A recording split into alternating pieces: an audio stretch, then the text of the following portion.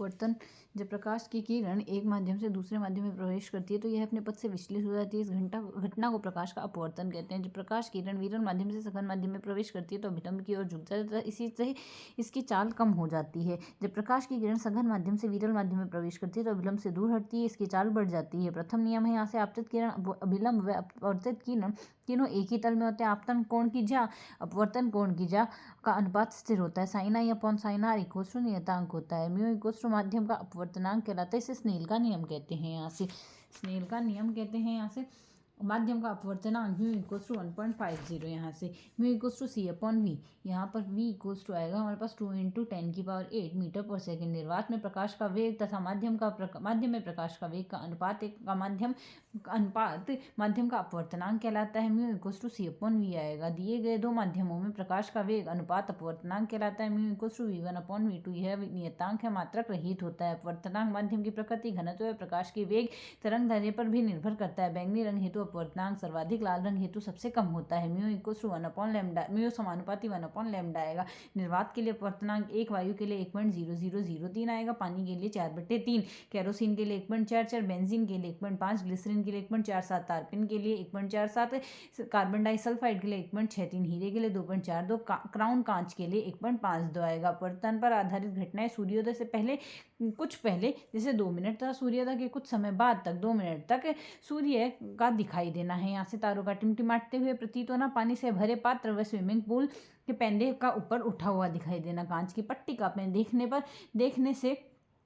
देखने पर अक्षरों का उभार दिखाई देना है। यहाँ से पानी से भरे बिक्कर में रखे हुए सिक्के का ऊपर उठा हुआ दिखाई देना, महासागरों में मछलियों का बड़ा दिखाई देना, पानी में रखी पेंसिल का टेढ़ा दिखाई देना है। यहाँ से क्रांतिक कोण, आपतन कोण का वह मान जिस पर अपवर्तन कोण का मान 90 डिग्री होता है क्रांतिक कोण कहलाता है। क्रांतिक कोण के लिए अपवर्तन का मान R = 90 डिग्री। प्रकाश किरण सघन माध्यम से विरल माध्यम में प्रवेश करनी चाहिए। क्रांतिक कोण माध्यम के अपवर्तनांक के मध्य संबंध mu equals to 1 upon sine C आएगा। सी यहाँ से क्रांतिक कोण होता है। ताप बढ़ाने पर क्रांतिक कोण का मान बढ़ता है। तरंग दैर्ध्य बढ़ने पर क्रांतिक कोण का मान बढ़ता है, अर्थात mu R is greater than from lambda R is greater than from lambda V आएगा। C R is greater than C V आएगा। पूर्ण आंतरिक अपवर्तन आपतन कोण का मान क्रांतिक कोण से अधिक होना चाहिए। आई ग्रेटर देन सी। प्रकाश किरण सघन माध्यम से विरल माध्यम में प्रवेश करनी चाहिए। इस अवस्था में प्रकाश की किरण सघन से विरल में अपवर्तित होने की बजाय सघन माध्यम में ही परिवर्तित होती है। इसे पूर्ण आंतरिक परावर्तन कहते हैं। म्यू ऑफ पानी इक्वल्स टू 4/3 1.33, वायु के लिए 1.003 आएगा। यहाँ से कांच के लिए 1.5 आता है। यहाँ से जब प्रकाश पानी म्यू इक्वल्स टू 1.33 विरल माध्यम से कांच में सघन माध्यम में प्रवेश करता है तो पूर्ण आंतरिक परावर्तन नहीं होता है। वर्ण विक्षेपण, जब किसी प्रिज्म में से श्वेत प्रकाश के गुजरने पर यह अपने मूल रंगों लाल, नारंगी, पीले, हरे, नीले, गुलाबी व जामुनी बैंगनी को विभाजित हो जाता है तो इसे वर्ण विक्षेपण कहते हैं। रंगों का क्रम विबग्योर में जाना जाता है। यह 7 रंगों की पट्टी का माध्यम का रंग पीला माना जाता है। यहाँ से लाल रंग का वर्ण विक्षेपण न्यूनतम होता है। वर्ण विक्षेपण अधिकतम होता है। यहाँ से इंद्रधनुष वर्षा के बाद अनुकूल परिस्थितियों में आकाश में बनने वाली सप्तरंगी चंद्राकार आकृति इंद्रधनुष कहलाती है। सूर्य के प्रकाश में जल की बूंदों द्वारा वर्ण विक्षेपण परिक्षेपण कर दिया जाता है। इंद्रधनुष का बनना निम्न घटनाओं पर आधारित है। वर्ण विक्षेपण, अपवर्तन, बहुल परावर्तन या पूर्ण आंतरिक परावर्तन। इंद्रधनुष सदैव सूर्य की विपरीत दिशा में ही बनता है, अर्थात सुबह के समय पश्चिम में, शाम के समय पूर्व में बनता है। दोपहर में इंद्रधनुष नहीं दिखाई देता है। कभी कभी एक साथ 2 इंद्रधनुष बनते हैं, एक चमकीला और दूसरा और छोटा, जिससे प्राथमिक इंद्रधनुष, जबकि दूसरा पहले से थोड़ा धुंधला और बड़ा बनता है। इसे द्वितीयक इंद्रधनुष कहते हैं। प्राथमिक इंद्रधनुष में बाहरी किनारा लाल व आंतरिक किनारा बैंगनी होता है, जबकि आंतरिक इंद्रधनुष में बाहरी किनारा बैंगनी व आंतरिक किनारा लाल होता है। यहाँ से प्रकाश का प्रकीर्णन, जब किसी प्रकाश स्रोत से उत्सर्जित प्रकाश पृथ्वी के वायुमंडल में संचरित होता है तो उसे उपस्थित धूल, धुएं के कणों तथा गैस के अणुओं में भिन्न भिन्न कोणों पर भिन्न भिन्न दिशाओं में परावर्तित हो जाता है। अनियमित परावर्तन की इस घटना को प्रकाश का प्रकीर्णन कहते हैं। रेले के अनुसार प्रकीर्णित प्रकाश की तीव्रता तरंग दैर्ध्य की चतुर्थ घात के व्युत्क्रमानुपाती होती है। आई समानुपाती 1/λ4। यही कारण है कि लाल रंग अधिक तरंग दैर्ध्य का प्रकीर्णन न्यूनतम व बैंगनी रंग कम तरंग दैर्ध्य का प्रकीर्णन अधिकतम होता है। प्रकीर्णन के कारण घटित घटनाएं हैं। यहाँ से आकाश का नीला दिखाई देना, खतरे के संकेतों का लाल रंग का होना, वायुमंडल में उपस्थित अंतरिक्ष या आकाश का काला दिखाई देना, उदय व अस्त होते समय सूर्य का लाल दिखाई देना, बादलों का सफेद दिखाई देना, महासागरों का हल्का नीला दिखाई देना है। लेंस दो वक्र पृष्ठों से घिरा हुआ पारदर्शक माध्यम लेंस कहलाता है। मुख्यतः रूप से लेंस दो प्रकार के होते हैं, उत्तल लेंस और अवतल लेंस। उत्तल लेंस यह किनारों से पतला व बीच से मोटा होता है। अपवर्तन के पश्चात किनारों में एक बिंदु पर फोकसित करता है। सारी लेंस भी इसे कहते हैं। ये 3 प्रकार के होते हैं। अब अवतल लेंस यह किनारों से मोटा व बीच से पतला होता है। यह अपवर्तन के पश्चात समांतर किरणों में अपसारित कर देता है। अपसारी प्रकृति का होता है। यहाँ से वक्रता केंद्र लेंस के वक्र पृष्ठों को खोखले गोले के भाग मान ले में उन गोले के केंद्र को वक्रता केंद्र तथा गोलों की त्रिज्या को वक्रता त्रिज्या कहलाती है। मुख्य अक्ष लेंस की वक्रता केंद्रों से गुजरने वाली सरल रेखा को मुख्य अक्ष कहा जाता है। प्रकाशिक केंद्र किसी लेंस के मुख्य अक्ष पर स्थित किसी बिंदु जहां पर गुजरने वाली प्रकाश की किरण बिना मुड़े सीधी अपवर्तित हो जाती है, लेंस का प्रकाशिकी केंद्र कहलाता है। मुख्य अक्ष के समांतर लेंस पर आपतित किरणें अपवर्तन के पश्चात जिस बिंदु पर जाकर मिलती हुई प्रतीत होती है उसे मुख्य फोकस कहते हैं। लेंस के दो मुख्य फोकस होते हैं। फोकस दूरी लेंस का प्रकाशिकी केंद्र व मुख्य फोकस के बीच की दूरी होती है और मुख्य अक्ष के लंबवत एक ऐसा तल फोकस बिंदु से गुजरता है जिसे फोकस तल कहते हैं। यहाँ से उत्तल लेंस पर प्रतिबिंब का निर्माण सामान्यतः वास्तविक व उल्टा प्रतिबिंब का होता है। यहाँ से उत्तल लेंस में अगर हम देखें अनंत पर वस्तु है तो फोकस f2 पर बनेगा। यहाँ से प्रतिबिंब वास्तविक उल्टा होगा, बिंदुवत अत्यंत छोटा होगा। अनंत 2f1 के व c के फोकस के बीच में है तो यहाँ से f2 व 2f2 के बीच में बनेगा, वास्तविक उल्टा होगा, छोटा होगा। 2f2 पर है 2f1 पर है 2f2 पर बनेगा, वास्तविक उल्टा बराबर आकार का बनेगा।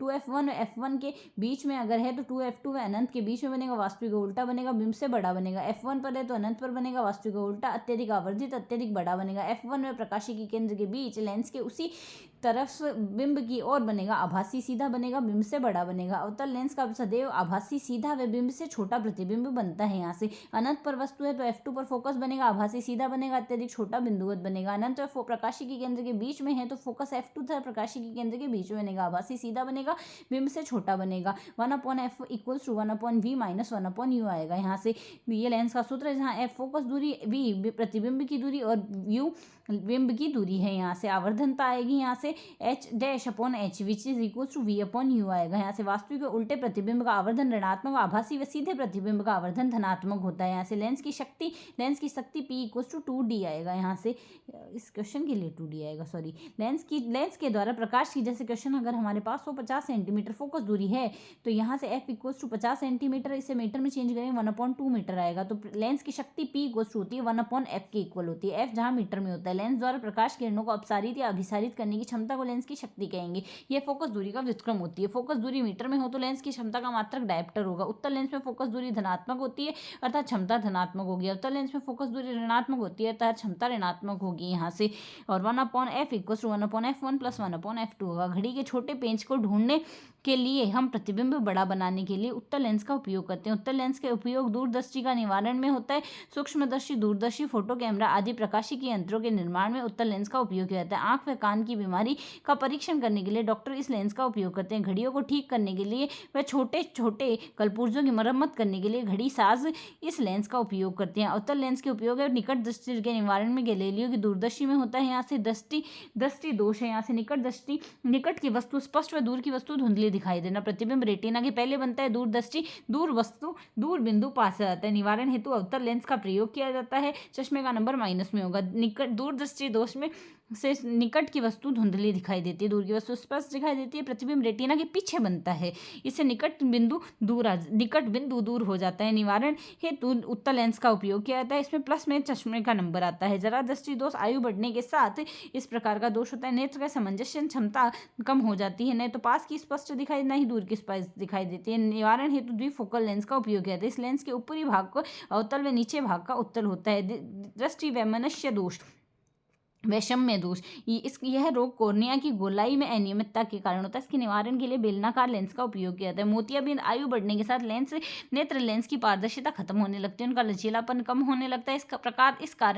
इस कारण यह प्रकाश का परावर्तन करने लगता है। इनके इलाज हेतु मोतियाबिंद युक्त नेत्र लेंस को हटाकर एक कृत्रिम लेंस बनाया जाता है। इसे इंट्रा ऑक्यूलर लेंस कहते हैं। शंकु कोशिका यह रंग दिखाई देने में सहायक होता है, दिन में दिखाने में सहायक होती है, तीव्र प्रकाश में दिखाने में सहायक होती है। शलाका कोशिका दर्शिकाएं रात्रि में दिखाने में सहायक होती है, मंद प्रकाश में दिखाने में सहायक होती है। पेरिस्कोप पारदर्शी और कैलिडोस्कोप बहुमूर्ति दर्शी होती है। पेरिस्कोप परिदर्शी में आएगा। यह परावर्तन के सिद्धांत पर आधारित है।